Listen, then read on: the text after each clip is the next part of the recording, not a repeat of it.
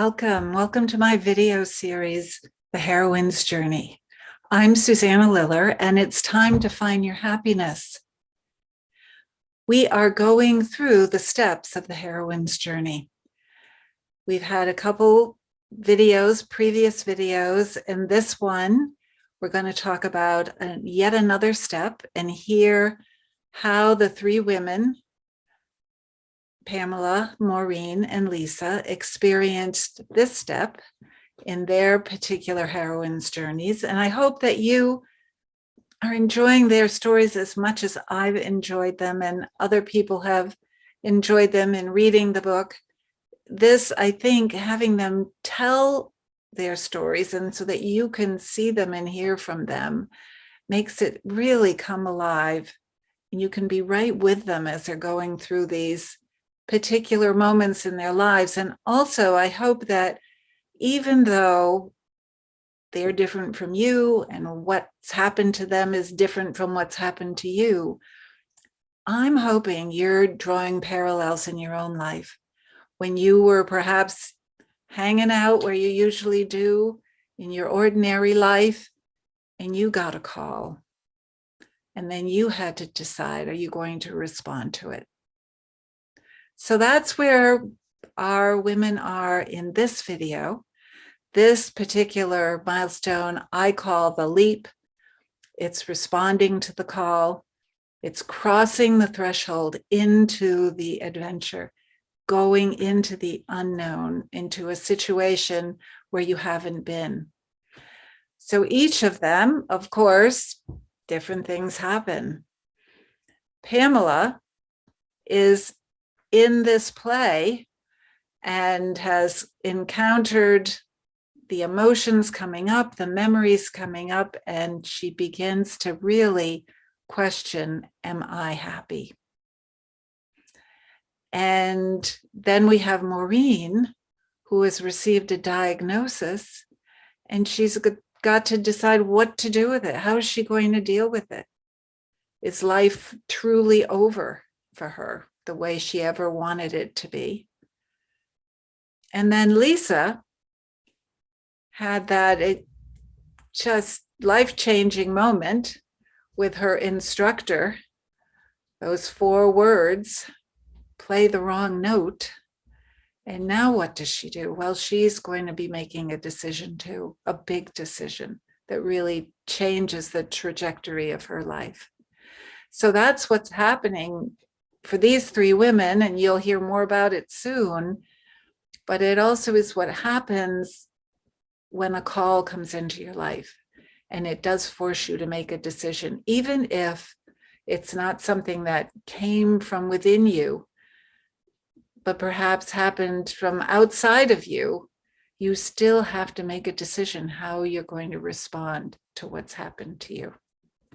So I hope you will enjoy this. I'm sure you will, because these 3 women are amazing and have such great stories. So thank you for joining us, the 4 of us, and we'll see you at the next video, which will be about the next step. That everybody listening, I hope, will know that it's different for everybody. And usually if you don't respond to it, that it can get louder and louder in different ways, and that can be really uncomfortable. Let's go back to Pamela. How did you respond to your call? The leap actually started with signing up for acting classes. There's a whole thing of I had turned away from acting as well as everything, and this had launched me back into it. And I signed up and I started working with an acting coach. In order to develop your character, in order to find the story, you ask why? Questions I had not been asking myself. And so as I dug deep at finding characters, it started spilling over into my life, and I started approaching my life more from the standpoint of asking questions about, am I happy? Is this the path that I want? And so it sort of morphed into from acting into real life, and I just, the more I started looking at this Mormon life that I'd been living, the less sense it made to me. And the less sense it made, the more uncomfortable it was. And the more uncomfortable it was, the more I started thinking I needed to do something different. And so it's interesting you say your first marriage. My first marriage to my dutiful Mormon husband lasted 13 years. What went away? That was part of answering that call and leaping, was leaving the church and getting a divorce. Those were two very big leaps. Yeah, so, small. little life changes I made along the way. Yeah. Okay. Well, we will come back and find out what it was like after you leapt. But let's go to Maureen. So, was living the dream. Her life shatters around her. What leap did you make? My leap was after I'd been fighting the condition, trying to have power over it, trying to control it, and not winning, and not having a very good time with it. I couldn't see and I couldn't walk well, and it was that deep internal search. And I had been reading and doing some stuff and research, just learning deeper, taking a deeper look in myself. And when things were really bad, I made the most powerful decision of my life, and that was to live my life. To stop looking in the rearview mirror and hoping to get cycling back and realize that this is it. This is my life. Blurred vision, wobbly legs, this is it. And I have a choice to live forward or to sit and make this my story. And I didn't like it. It wasn't comfortable. I didn't like being a victim of my circumstance. That was not something I was used to. And I had really very little understanding of how I was going to move forward. I just knew that what I needed to put in front of me was, how do I optimize my health and be happy and well, and begin to live forward and answer those questions. So can you just tell a little bit the story about the park benches? Yeah, I sure will. After I made this decision, I was having a pretty good day where I could go for a little walk and leave my cane in the car. It wasn't going to be too far. So I live close to Lake Washington. So I parked the car and I walked down to Lake Washington. But as I was walking down, my body temperature was increasing. And what happens with MS when your body temperature increases, the neural impulses have a hard time. So my legs began to get really heavy and awkward underneath me. My vision began to blur. So I made it down to close to the lake, and I sat down on a bench to rest. And where I live is Seattle's on the other side of the lake. So I was looking out across the lake and into Seattle, but I couldn't see Seattle. It was all a big blur. And so I sat there on that bench pretty overwhelmed with what had happened to my life. And then I remembered my commitment.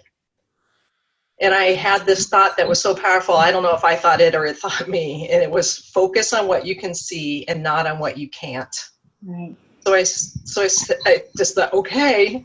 And I remembered what I said I would do was work with what it is I had to work with. So I brought my vision in closer. I could see the bench I was sitting on. I could see the water lapping up against the shore, and I could rest there.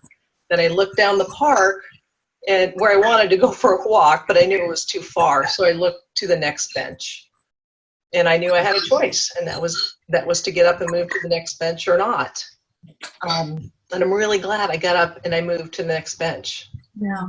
And it was that simple for me at the beginning, just moving from bench to bench, but also making the choice to say, yes, this hurts, this sucks, but I'm still going to do what I can do with what it is I have to work with. A powerful choice and a powerful story. Thank you. Okay, thank you. So, Lisa, your leap. The first one was that 6 weeks after that play the wrong note moment. It was surprising myself I was supposed to send the invoices out for the next semester of the school that I owned and ran.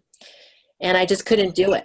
And I had learned at that point, like, how to check in with my body and ask, what is going to happen? What can I do versus what can't I do? And what came out of me, what flowed through my fingers at the computer, was a letter to all the parents in the school saying that I would just be teaching for 2 more weeks and would be closing. And it was huge because I had promised these 35 families that I, built up that I would basically take their kids through the end of high school. And the oldest student at that time was 10. And I felt like I was disappointing everyone, and not just the people in the school, but my teacher, my parents, everything. And I had to choose to trust what flowed from my body as what was going to happen without, struggle and resistance, and see where that led me. And it made absolutely no rational sense in any way, but it felt like what I had to do to live my life and discover what was on the other side. So that's how it happened for me. And so I closed the school. And got a lot of unhappy people, I'm sure. That's when we met. That's right. Yeah. But I remember your famous quote that I have said to so many people. The Lisa quote is, you have to be, to be yourself and an authentic person, you have to be willing to disappoint others. Right? Do you remember that's the Lisa quote? Yeah. Now I do. Yeah. It's like I have to keep reminding myself of that. It just keeps coming up in different ways. But yes, that was the first time I really faced it down. And just all of you, the courage to do what you did is huge. And so, I talk about there's different stages to a leap. And one of the parts of it is the letting go part of what you had before, and Maureen, big time, you had to let go of that. Well, all of you, everything was supposedly working. And then, you kind of are halfway in between, you haven't landed yet. And so it's the transition. And, Lisa talking about, I had no idea. I mean, none of you had any idea what was coming really after you took that leap. And so the unknowing and, people around you, I'm sure were questioning. You probably had the critic inside really giving you a hard time. So it takes so much courage. And so for anybody to say, and I know people watching this have had similar kinds of, it wouldn't be these stories, but similar moments of big decision and courage. Yeah, that is heroic. That is heroic. Maybe you're not Wonder Woman, or you're not landing an airplane in the ocean, but that is heroic, what these decision points are, and the courage to follow through is huge. And so, I talk about there's different stages to a leap, and one of the parts of it is the letting go part of what you had before, and Maureen, big time, you had to let go of that. Well, all of you, everything was supposedly working. And then, you kind of are halfway in between, you haven't landed yet. And so it's the transition. And, Lisa talking about, I had no idea. I mean, none of you had any idea what was coming really after you took that leap. And so the unknowing and, people around you, I'm sure were questioning. You probably had the critic inside really giving you a hard time. So it takes so much courage. And so for anybody to say, and I know people watching this have had similar kinds of, it wouldn't be these stories, but similar moments of big decision and courage. Yeah, that is heroic. That is heroic. Maybe you're not Wonder Woman, or you're not landing an airplane in the ocean, but that is heroic, what these decision points are, and the courage to follow through.